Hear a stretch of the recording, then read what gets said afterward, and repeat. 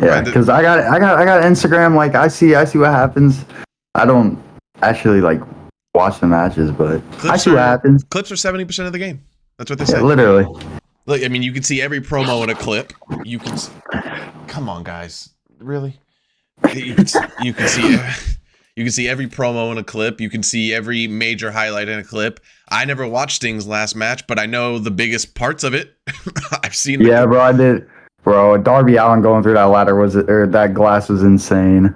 So is Darby Allin just an adrenaline junkie? Because it's like him going to climb Mount Everest after doing a fucking front flip into shards of glass. Like, what?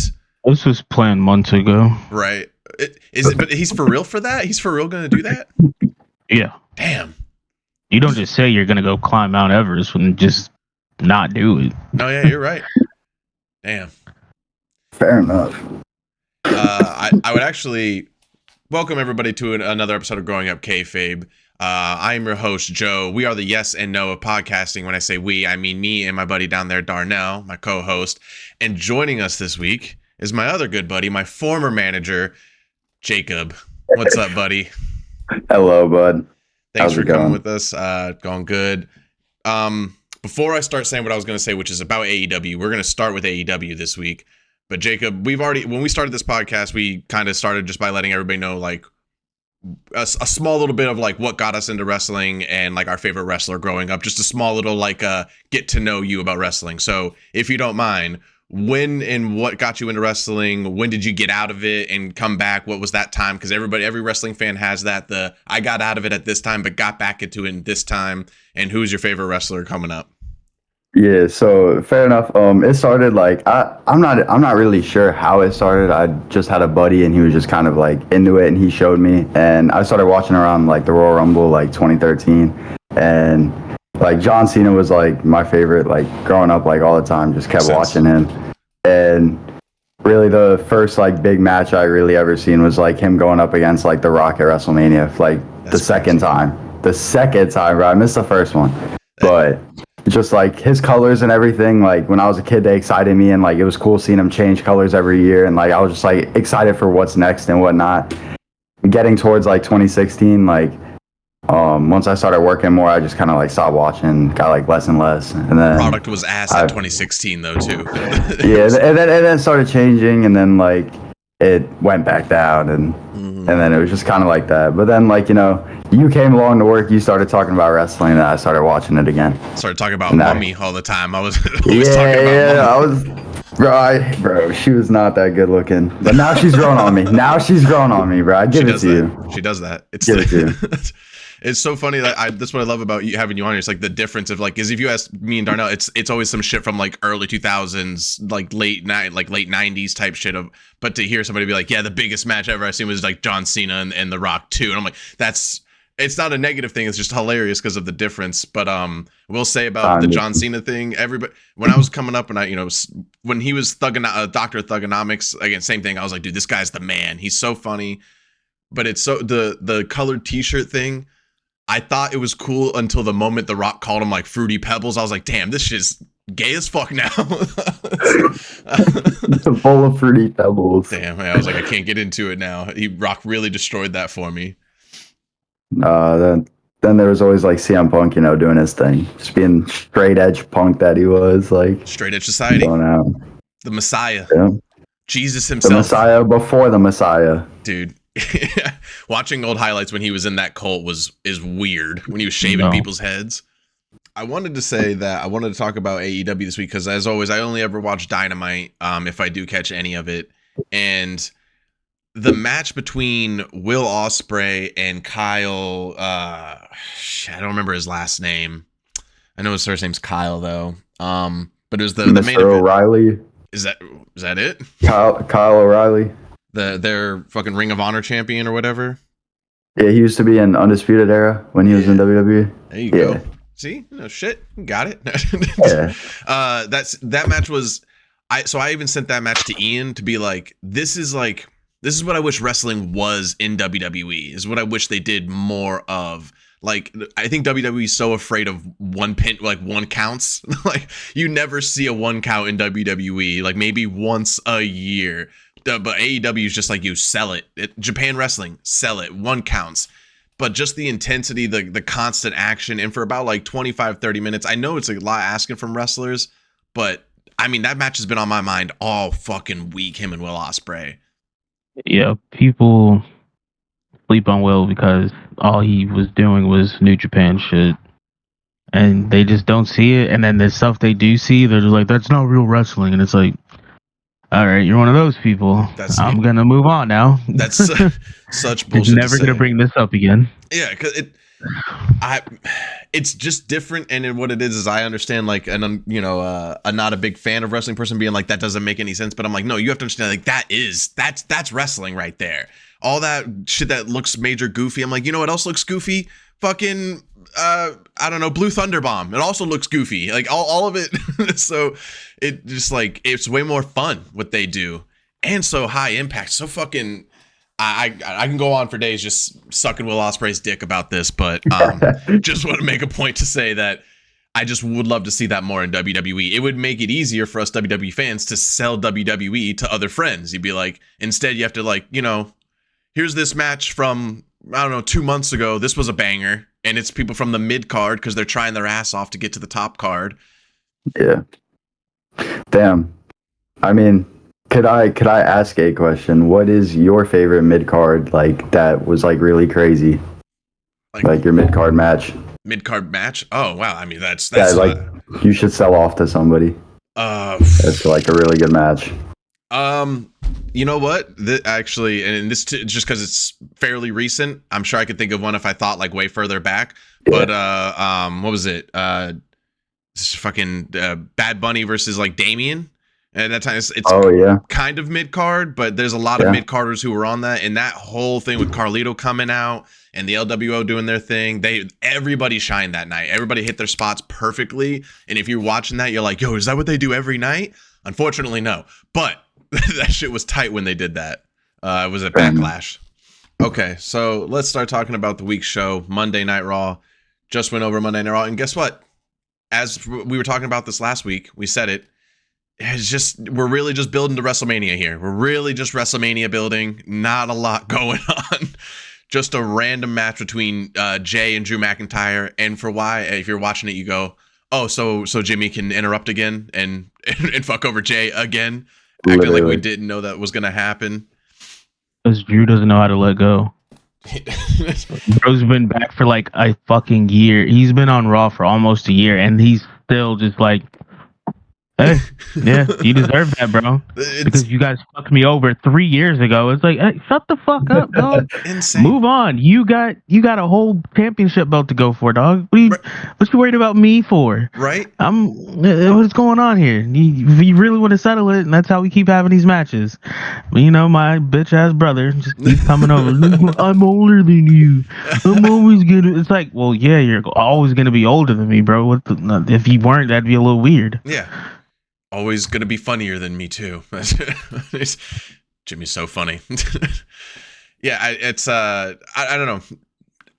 It's kind of a pointless part of Drew's character to still care that much, considering that he's bitching at Seth for caring so much. It's kind of, but I guess that also builds into his character what he's actually doing. He's the hypocrite right now. Yeah, pretty much. And they kind of have to like build away and like build up towards that tag team match before they can kind of build between like Seth and Drew and whatnot. Yeah.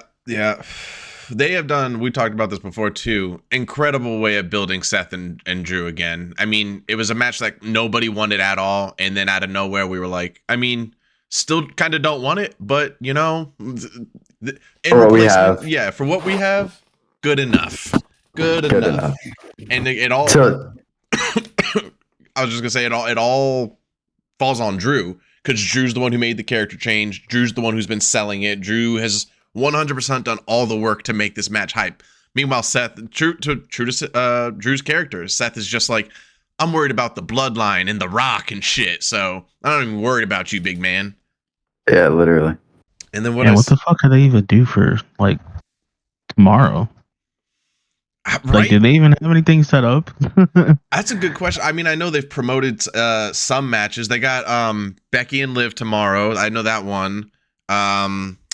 They got the gauntlet for that's right, Gauntlet. Oh yeah. Okay. for Gunther. Where they're almost inevitably going to be putting Chad Gable against Gunther again. When you see that lineup, you're like, it's more than likely going to be Chad Gable. I don't know. I just don't want it to be Bronson Reed. Yo. I'd love to see Ricochet, but right? I think that's one of those where that's what's sad about Ricochet being in there. We're like, everybody would love to see that, but you're clearly not going to let him win that. It's not gonna happen. And then what's crazy is before they even announced the gauntlet, it was Ricochet saying, "Hey, I want that belt." And it's like, yeah, all right, bro. Now you got to fight 5 other people. Yo. Good luck. And you remember too, Adam Pearce, the way he said it too, he was like, "I have a great idea. I think you're gonna love it." You know, Ricochet was like, "I hate this idea." Why are you like this? Why would you lie to my face? Fucking telling people now, he's like, "I hate this new manager, bro. He sucks." Adam Pearce, he's pretty cool. No, he's got it out for me. Oh, fuck that guy. Fuck Adam Pearce. Nah. Let's see, what else was that? I just went over to see what happened on Raw too. I think that was pretty much. Oh yeah, that's right. And then unfortunately, the other biggest thing was, again, build up is build up. They're just building up to building up. They're like, here's Seth and Cody, and they're gonna give you the answer in 4 days at SmackDown, and you're like, that was a 17-minute promo for that. God damn it. And I will say this before we move on to NXT, and I'll ask you guys if there's anything you want to bring up about Monday Night Raw as well. But Seth right now, you know, countering to what I was saying about Drew carrying this match, Seth right now I think is in like prime promo. Like he's dealing every time he's on the mic, almost zero flubs, and he's spitting hot fire. In the Rock's word, he's spitting fucking gospel. I hate when The Rock says that, but yeah, Seth is. Next level, Mike, better than Cody, I would say. Better than The Rock, I would say. Well, when your legs don't work like they used to before, you know, you kind of have to. Right. Because to me, I still say, as soon as they were like, yo, he blew his knee out, give me that belt. Give me that. Yeah. Get the fuck back. Because you had to do it. You did it to Finn. Finn won that belt way before you did. Yeah. You injured him, and then he had to give it up the next night. You blew your knee out? Guess what? Karma, bitch. It's late. But karma. He hurt his knee, and then he went to the mirror and started practicing speech like a Sims character. He was just in there forever talking to himself. Fucking terrible. What do we think happens with the Judgment Day and the tag titles after? So, crevice is gonna open up during the first match, and they're just gonna fall in. Yeah, it's gonna close up. And then the belts are going to pop back out. And they're going to be like, tag team fucking Royal Rumble tournament. Let's go. And it's going to be like, wait, what? Wow. Really giving them like, 60 people in the ring. Can't move. Yeah. Just bodies flying over the ropes until you start recognizing teams. You're like, giving the Judgment Day the real Spirit Squad treatment. Just ship them out, gone.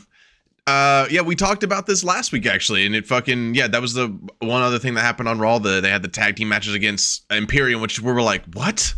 Oh yeah, they should talk about Dirty Dom's match with Gunther. That shit was, deadly. Oh yeah, that was great. That was great. Dom's doing great, and side note news, looks like we might be getting that Dom and Brock Lesnar after all, baby. Who knows? Really? Yeah. Darnell, spread the good news. Spread the good word. I need to hear. But Brock, he's back on the on the website. He's back on the roster. Like they took him off before, when all this shit started. So obviously that's usually them trying to get rid of shit. But now all of a sudden he just popped back up on there. So it's either he got cleared or somebody's getting fired. Oh, yeah. It's one of the two. Oh shit! The beast is back. Like Brock shouldn't be wrestling. It's like, bro, you're damn near worse than Roman with showing up, wrestling, leaving. The only reason, dude.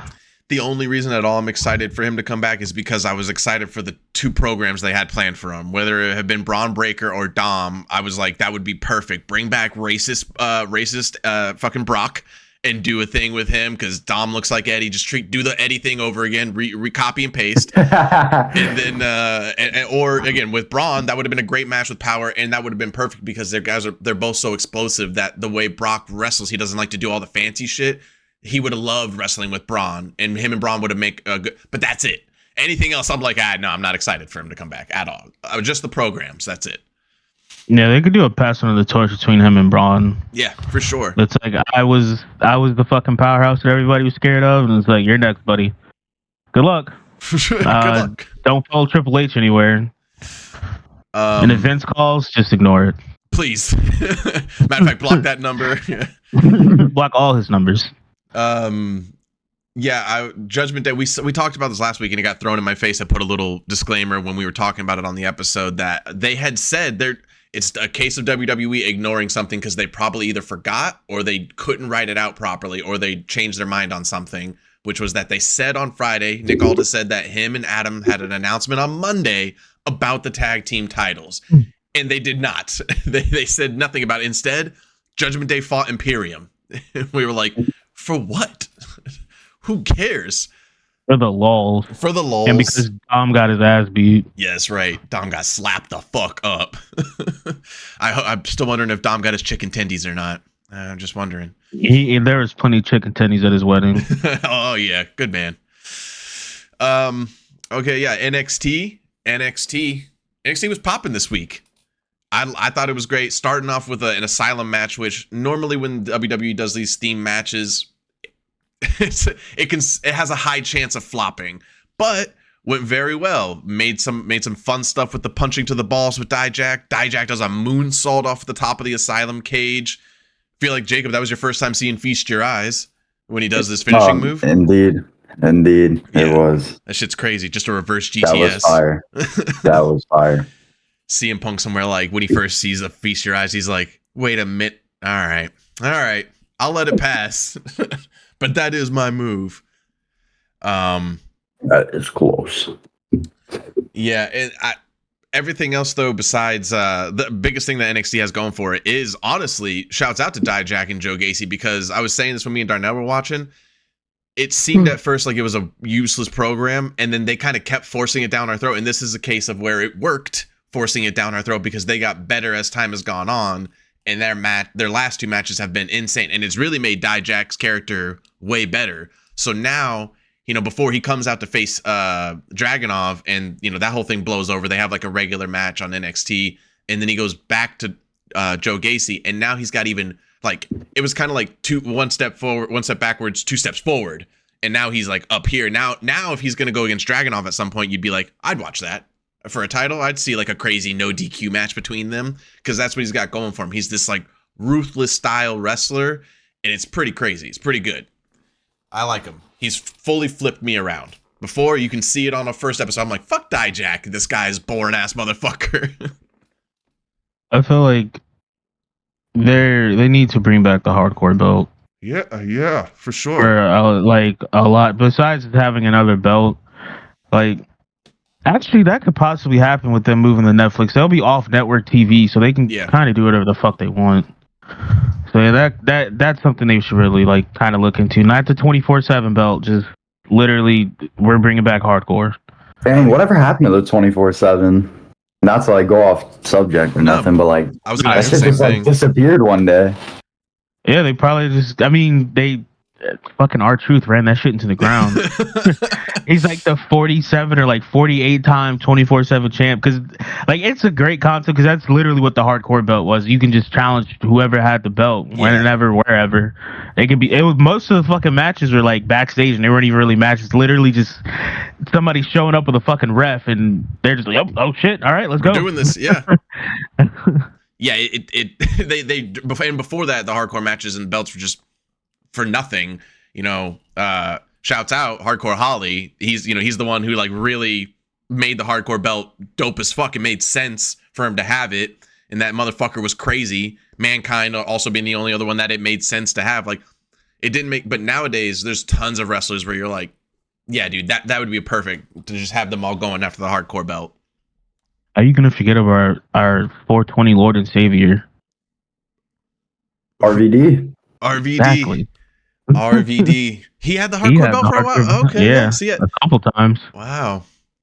Because of course. What a beast. Bro, ECW. That man eats, slept, and breathed ECW, bro. Dude. And Vince hated it. He's a fuck. you know, I always, you know, it's crazy that I don't think about him more, but yeah, growing up, man, the most unique set, like like in any video game too, when you would play RVD in a video game, you'd be like, yo, this is so much more fun than playing any other wrestler right now. You know, just doing regular shit. Yeah. Meanwhile, he's flipping, kicking, doing all this crazy shit. Yeah, when he would launch to do that, like fucking, he would essentially just sit in the air to do this like spinning wheel kick thing. This shit was weird. Yeah. Yeah, all his rolling moonsaults, so like rolling front flips. My favorite, of course, you know, the fucking kick to the chair, kick to the chair and kick in the chair in your face. Oh man, RVD. Yeah, you're right. My bad. Gosh, man, that time that he returned back in like 2014, I think it was, and he was like in the Money in the Bank, bro. That was an underrated match for him. Super underrated, like, for sure. And I'll never forget, like, my being a little kid, just having my mind blown watching the ECW One Night Stand and him beat John Cena for the WWE title, and like, it just sucks like how much of a little bitch I was as a little kid. First of all, I obviously love John Cena, so I hated to see him lose.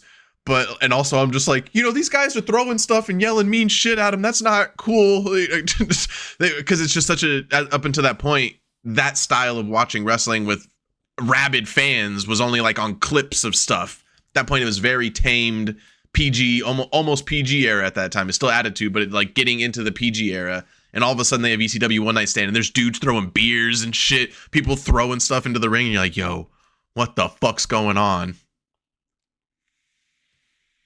I think they have a documentary on that, and even John was like, "There was no way in hell I was gonna win in there. They were gonna kill me." And it's just like, yeah, you thought them throwing your shirt was bad. I think there was one other one night stand they did where it might not even been one night stand. That could have just been a regular night at ECW, and they filled that fucking ring with chairs. Like they were taking their chairs and just throwing them in the ring. And I think somebody was still in the ring, and they basically just got buried under a bunch of chairs. Like, come on, man. What a sell. Wow. Hell yeah. ECW One Night Stand, also notorious for the fucking night JBL beat the absolute fuck out of the Blue Meanie. always try to remember that too. It's so much shit happened that day, and then JBL almost killed Blue Meanie. He's a part of a lot of like enforcer type shit, and it's kind of crazy because when he's in, I sent you that one on TikTok about I forgot the group's name, but they said, oh, we're not doing this table spot at the end. Yeah. And then him and Ron Simmons just came out there and just beat the fuck out of him. Beat the holy hell out of, yeah, it was when they were the disciples, yeah. Yeah, it was just like, god damn, dude. Yeah, that shit was crazy. Not to mention, I don't even think he had clothesline from hell yet. He might have, but he did it a lot worse back then. Dude. Than when he like became JBL, because when he became JBL, like he still had that deep bounce off the ropes into doing it. Oh yeah. But like when he was younger, you could tell he's trying to kill you. He does not care about your well-being. Fucking no change up, no curveball, straight gas. Fucking gas, bro. Yeah. Just death. When JBL, like, I mean, and you said it too, like JBL, especially once he became John Bradshaw Layfield, like when he did that whole changeover, like when he would do, like you said, when he would do that deep dive into the fucking, like pull himself in, he was putting all his weight, all 275 pounds of that big boy, he was dropping it onto those ropes, and then he would fucking, as a kid, I'd be like, that is not safe. It was the only move that, like, in a video game, they would, you know, it was called the clothesline from hell. And it made sense because it looked different from anybody else doing clotheslines. Anybody else doing a lariat, they looked weak as fuck when you would see, like, yeah, well, JBL literally decapitates dudes. So did not care. And my equivalent to JBL would be Mr. Luke Harper. Whenever he would do that spinning clothesline. Oh yeah. That would take dudes' heads off. That was pretty wild. I mean, it's so much torque being built up. That man, gosh, he was actually like, rest in peace. Like, but he was a really great like wrestler. Yeah. Like WWE really should have kept him and kind of elevated him just a little bit more. For sure. But they never did. SmackDown, yet again, the bigger show, but mostly because of promos and because right now, I mean, I wouldn't say they have the bigger stars, but even if that wasn't the case, the biggest stars can go to both shows right now. So the biggest stars are on SmackDown still. And you got The Rock over there. So the show starts. I want to get your guys' opinion. Do you think they're really going to be putting the Prime logo in the rings during WrestleMania? And if so, how unhappy are you about it? I don't care. I'm not. UFC and WWE, as soon as they became one, it was just like, oh, okay, we're gonna see some things. We're gonna see some. We're gonna see a lot of things. It is the one thing that I've heard. Like, apparently Vince was like, I would never do that. I would never put product placement in our ring. And I was like, that's probably the one only thing I agree with you on, sir. But when you do look at it from a business perspective, yeah, it makes sense. You're wasting revenue. You could get more money with that, but I don't know. I've seen the clips of people like taking old, like really big moments from WWE and putting the Prime logo in the middle of it, and I'm like, yeah, that looks wacky as fuck. Wow. It's like when CM Punk joins the Nexus and pins John Cena, and it's like the Prime logo's right there. And I'm like, oh god, it's like Hollywood Hulk Hogan and fucking Hollywood Rock facing off with the Prime logo underneath them, and I'm like, yeah, dude, that would suck so bad. You want the overhead shot? You just got a fat like Prime logo. Like back in those days, it'd probably be what? Like probably just like they're like a Pepsi logo or something. Probably like, say Pepsi, yeah, for sure. Big old fat Coke logo. Damn. Yeah, I don't know. I mean, I guess it doesn't really matter in the end. It is what it is, but I don't like it. I just don't want to see it. I guess I don't really have any other hate around it besides I don't think it looks good. I think it'd be nice if you did it like a little bit. Like, can't you just put it on the curtains, like the side under drapes? The turnbuckle? Yeah, under the something like that. Like in the corner. Yeah, like that'd be fine. They're gonna be doing that here soon. I heard they're gonna be adding in like 2K, like Slim Jim. They're gonna get like Pizza Hut on there. Well, not Pizza Hut, but like. They're putting more sponsors. To be fair, isn't that like what the mats look like in like New Japan and all that shit? Like when they have sponsors all over the mats, don't they? Yeah. Yeah. I mean, here the thing is like once they start doing it, they're never gonna turn back, and eventually, like a few years from now, it's just gonna be normal. Like we're gonna forget what it looks like to have an empty mat. Damn. Crying emoji. Randy's all in though. Randy's like, dude, that stunt with Randy, RKO and KSI, and then drinking this tastes really good. Like, so Randy's such a troll. I love him. He's so funny. And I love watching him live his dream, which is just coming out there, hitting an RKO, saying some dumb shit, going home. I'm out, guys. Have a good night. Then they're gonna give Logan Paul's WrestleMania moment over him. How do you feel about that, actually? Who do you think's gonna win that match? Well, it's hard to say. I would say Logan, but the thing is that his contract's pretty lengthy for his age. So he's like got a couple years on his contract currently, and he has stated very clearly that he wants to stay for a long time. He wants to keep doing it. He's cut the promo saying that he's not going to do any acting. It's because he can't act, and he's not going to be doing anything else. So he just wants to keep wrestling till he can't do it anymore. And I'm like, well, if that's the case, then he might beat Logan and then have like a continued rivalry between them. But I don't know. Probably Logan, if they really want to give Logan a WrestleMania moment, that'd be the best way to do it currently. Or long form story like Triple H loves to do, then they'll just keep building it out until next WrestleMania. Who knows? That's a good question though. I say it's gonna turn into a triple threat match going into WrestleMania, and it's gonna be Kevin Owens because when he almost hit him with the brass knuckles, but obviously stopped. Right. And then they gave each other thumbs up, like, "Nah, we're good, bro." It's just like, that's tension. We're gonna get some fuck shit. The pop-up powerbomb to the RKO was sick. Yeah, that was. Can we talk about how KSI is definitely going to become a wrestler and they're going to get the belts?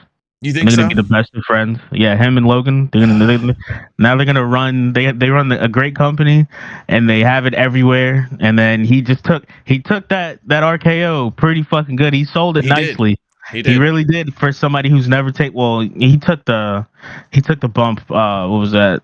Like Crown Jewel or some shit? Yeah. With, that wasn't even Crown Jewel, but when he was in the prime suit and then Logan elbow dropped him. Yeah. And like that's honestly a big one to begin with. Like sure. that was his first thing to happen, and then he sold a great RKO. It's like, he could do it. Yeah, and if he came in as like like you said, as a tag team too, to help build him for a while, that'd be good. Yeah, I wouldn't hate that.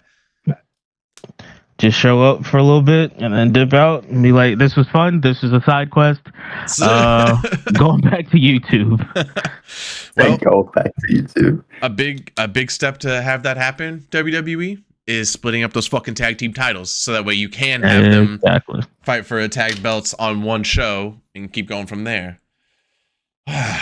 Man, I can't stand that they didn't split those tag belts up yet. Yeah. It's really been just a long running theme of just when are they going to split it up? Maybe tomorrow. Maybe tomorrow now. Who knows? Every show, every Monday and Friday, I'm going to be like, please, but they got to do something because they have to get the Judgment Day in there for WrestleMania for a tag match. I mean, they don't have to, but it would be ideal. So there's got to be something they're going to do. Who knows? They got to do something with Awesome Truth. That's right. Yeah, and that's Darnell's theory, and I agree with it. Awesome Truth is going to take the belts for Raw, and I'm like, yeah, because it would suck to make them unified, just Awesome Truth, and just keep passing it down. That's what we're trying to get away from. So it's got to be a way, because also Catch Republic is still trying to get a tag team belts match as well. So okay, and on Friday, yet again, I agree. There's some anger going around about the Bayley promo. She's just still going around, still saying she's sorry for stuff, and like it doesn't make like. What are we doing here? Why? And then she's like, the reason I had to do these things that we've all known for weeks now, why you've been doing these things.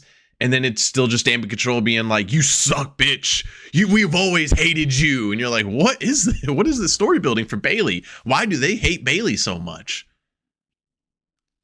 Fair enough. Because they can. Yeah, because she's clearly going to be Io at WrestleMania. But so I don't know. They have like 2 more weeks to build her up heavily, like to make her a little bit more badass for this. Got to do some work on that. They got to bring in. Oh, they already kind of started it with Naomi, so they just need to. Naomi's gonna help her out because I think they're pretty much best friends, like in real life. Like I think her and Mercedes, they were at her last match in TNA, and like they have a bunch of pictures together and shit. So that's probably what they're gonna end up doing, is just bringing her, because then at this point it's legit, it's a numbers game. Yeah, like she won't be able to take any corner without the fucking 4 of them just there to beat our ass pretty much. So she's gonna have somebody, and then with Bianca, she already made her stance how she feels about the whole thing. Yeah. Like, nah, bitch, this bitch fucked me over for 3 years. I'm good on that. You can have fun with that, but I'm not helping. So I was actually gonna bring that up too, because I was gonna get your opinion on that, because people are saying the idea behind that promo, or that little spot that she had with next to Naomi, because Naomi is clearly she's like feeling bad for it. She's like feeling solemn for what's happening, and on Bayley's side, and then Bianca's right there, and they're all friends, and then she's like, again, no, this is bullshit. I'm not buying it, whatever. And so essentially they're saying that that's a small hint that Bianca's going to be turning heel soon. And I'm like, that would be interesting. I would love to see Bianca do a little heel thing for a while, because it would give her something new to do. And I mean, really get her back into title pictures. That'd be cool, especially with Bayley being babyface. This is a good way to just make them have a match later on. Yeah. Be good. I would fuck with that. One giant puzzle piece that no one knows where to put right now is Jade. Yeah. It's like, are you going to Raw, or you staying on SmackDown? 'Cause you've been talking to the other dude a lot lately. Aldis, so. Yeah. I Nick, I think that's why I can't remember his fucking name. It's so plain sounding. Nick Aldis versus Adam Pearce, where I'm like, yo, that dude, he has my respect just off the name. Just off the name. But Nick Aldis is just like, you sound like a manager I wouldn't like. Also, Adam Pearce walking around looking like Heisenberg. You're like, I gotta show this man respect. Yeah, I think they don't know what to do with her, but I think respectfully to the situation with Braun, instead of just booking her for squash matches and bullshit, they're going to save her for after Mania and then just kind of squeeze her into whatever there. And that'd be the best bet. Because honestly, because if Bailey wins the belt, then that's still a good storyline to have between her and Io, and then with Rhea, Okay. what do you call it? She's kind of gonna have nobody there because the only thing they could do still is Liv, and she hasn't really been doing shit to begin with. Right. That's just gonna get dragged for a little bit. Like the only other person who would just seem like an actual fucking threat is Jade. Mm-hmm. Yeah. So then the only thing.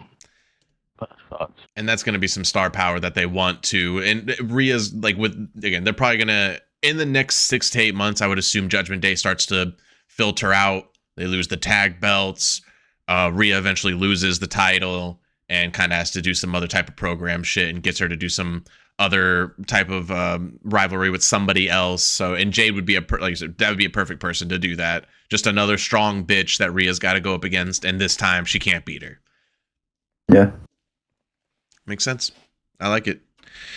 The Rock's promo, yet again going long as fuck.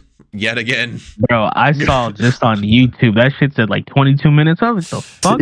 Bro, I watched it and I kid you not, 5 to 6 minutes of that was actually them talking and promoing, bro. The first 15 was the entrances. Yeah. It's like, why are the entrances taking up 15 minutes of screen time here? Like, oh, well, Jacob, you didn't know he's got to show you he's got goosebumps. He's got to show you at least 3 times in a row. I got goosebumps, man. Just the fuck up. Bro. Like, get on with it, man. Pretty dope. That new intro is lightning sick. strike. Yeah. That was cool. I thought that was really cool. I feel like that was him being like, "Oh, you guys can do a lot more cool shit, huh? I want cool shit." He's like, "How come Roman gets a big version of himself screaming? Give me lightning." Yeah, that was crazy. Yeah, it takes him forever to get to the ring and actually do some stuff. And Roman pissed me off. I was sitting there, fucking Ian's in the chat, and I'm like, "Oh, dude, here he comes. He's gonna do the thing." And normally it just goes, insert city that we're at, acknowledge me. And then he did all this fucking other extra stuff, and I was like, "This isn't right. That's not how you say it." And he said, "Acknowledge us," and I was like, "Yo, no." I refuse, sir. I didn't acknowledge. I acknowledge him every Friday night. Didn't acknowledge him this Friday. Not gonna do it. No way. Acknowledge us. Brother, acknowledge him. You're gonna want to do that. You know, things could be worse. That's what I say. You know, you could have Rock as the champion, and nobody wants that. Fucking A. Don't get me started. Don't get me started. Bro, my entire timeline on TikTok is fucking sketch. What's up, Sketch brother? Yeah, they took over. Fucking, I saw the video. Somebody said the 2 best streams are like the 2 best streams of this year so far, which was it Kai and Drewski, and then that came out first, and then Sketch and Jinxie came out, and they just took over. I'm like, yeah, bro, there's this. I don't know. They're both pretty fucking funny for different reasons, obviously. Just Kai and Drewski just yelling the same. Drewski is just, bro. Drewski is just Drewski, bro. So that guy. Stupid. They cracked me up, though. That was some funny shit. Yeah, the promo, though, and then, of course, what was it? You know what I hated about the promo? They give The Rock this whole time to come in, and then Seth and Cody come in, Shield style, from the crowd, come walking down, and I'm like, he has no clue what's going on. I'm like, yo, they're doing the fucking Shield. They're coming down like the Shield. And then the commercial, they get cut to commercial. I'm like, yo, rude as fuck. That's mad rude. That's The Rock doing some planted behind the scenes shit. He's like, make sure, brother, when make sure when they're coming down, cut to commercial. That Sketch impersonation mid-sensence, like, changes. I keep telling him his voice is gonna get stuck like that. He's too good at it now. I'm a man of many voices, but Sketch is the one that's taken over. Yeah, back to the promo. Yeah, they cut to commercial on Cody and Seth, which is crazy. Then I thought the whole interaction between them both was weird. Thought Roman was the highlight of that interaction. You gonna let him speak for you? You gonna let him talk for you like that? You must be stupid. And I'm like, hey, a few words do trick. Roman's got it. Roman's got. Seth was saying all that shit. He's talking all that shit. The only time I got hyped when Seth talked for that time was when he told Rock to shut the hell up. I was like, yeah, bitch, you shut the hell up. I got so excited. I'm so tired of The Rock thinking he's the fucking man. You're not the man. You're old. He very much is the man. Yeah, well, yeah. Not in my house. Not around here. He sucks. He needs to definitely figure out what the fuck he's gonna do with his life, because it's like, hey, bro, you can't keep coming back to wrestling every time the movie business stops working out for you. Yeah, he has said that after WrestleMania, he's not. I forgot to bring that up. News about him and his schedule after Mania. He ain't gonna be there. He ain't gonna be there after Mania. Yeah, he ain't gonna be there until about 5 to 6 months later. He said he wants to show up to start doing a SummerSlam program, maybe. But they said they're asking him, they're telling him, you and Roman should do your match at Crown Jewel in Saudi Arabia, or you should do it in SummerSlam. And he has said he'll think about it, but he doesn't want to because he thinks it should be a WrestleMania main event because it's that big. He's that in his head that he thinks that match has to headline WrestleMania, no matter what, whether it be and he's willing to not show up until it happens. So yeah, all those people in the beginning when he showed up being like, dude, he's here for good, man. He's here for wrong. You were wrong. I mean, I knew that shit wasn't gonna last that long. Like, let's be real, bro. Like, that's unbelievable. I mean, if you want to have it be the main event, now is the perfect time. Like, it's nobody's gonna want it in a year from now, more than likely. Like, it's just gonna be dragged on. No, the real dick riders are gonna still want it for sure. Fair enough. And I think that giving him the option to be like, hey, if we do this at Crown Jewel, which is notoriously like their side mania because of Saudi and how much money they put into it, and because of all of it, the money that they get, those guys really want big matches, so they usually put on like a humongous title fight or something like that, and that would be a perfect time. And somehow The Rock's still like, no way, brother, no way, not SummerSlam, not Crown Jewel, not Night of Champions, nothing. WrestleMania or I'm out. And I'm like, you're a piece of shit. You're a piece of shit. Speaking of that, where's WrestleMania next year? Did they announce that? No, I don't think they announced it. I still think they hold true and still don't announce it until like actual Mania Day or Mania Night. Let's see, anything else? Oh yeah, and then Cody gets his slap back. Let's go. And he slapped the fuck out of The Rock too. Dude, he you heard that shit echo a little bit. I was like, yeah, that's how you slap a man. That's how you slap your daddy right there. You fucking hit that motherfucker. I think someone, I don't remember who it was. Somebody was like, it's weird that you bring up a 20-year age gap when your own kids have a 28-year gap. And I was like, yeah. Damn. Yeah. It was his sister. It was Cody's sister. Yeah. Pretty sure. So weird. Yeah. I love the whole the flip flop of you never talk about family. You just don't do it. It's way over the line. Rock, I'm going to start talking about his family exclusively. That's going to be the main focal point of all my promos I cut about him. Gotta be part of the heel turn. Yeah. If you're gonna be an asshole, you gotta whole ass and not half ass it. What's interesting about these stipulations that are coming in for it is that I find it funny. Some people are saying it's making it too obvious for Mania that like Cody's gonna win, and I was like, really? I thought it was making it a pretty deep cut story that you never know. Now we really don't know if he's gonna win or not, or what's gonna happen. But all these stipulations they're saying like, oh yeah, it's obvious that they're gonna win night 1 and then win night 2 easily. And I was like, I don't know. Maybe. I don't know. It's kind of hard. The stipulation now of like so it's the bloodline rules thing. If Cody and Seth lose, and then if they win, then bloodline's banned from the ring, which you know how WWE bans people from the ring, and then now he just added on that if Cody loses, that if he loses the tag match, and then if he loses to Roman, then he'll never be able to challenge for the WWE title ever again in his career. And that's like the stipulation. They're like, oh, well, then he's definitely gonna. That's what people are saying. Like, oh, if that's the stipulation, then he's definitely gonna win. And I'm like, I guess, yeah. That kind of makes sense to make it too obvious. I don't know, right? That's what I'm saying. I'm like, I don't know though, brother. Honestly, things and can happen. Things could be worse. The only reason to get over that would just be like, Roman, you're losing the belt, bro. fuck out. Go retire. Go be with your family. Go be happy. Go make more movies with The Rock. What'd I tell you? Hulk Hogan re-signed that legend contract, baby. He said, hey guys, I see this guy Roman Reigns. He's good, brother, but you're not gonna be taking my streak. He's like, you forget who the real champion is, brother. Now I said no more N-words. I said I'll say no more N-words, and you just keep my streak intact. And the only people who still care about Hulk Hogan are slowly dying. So. Yep.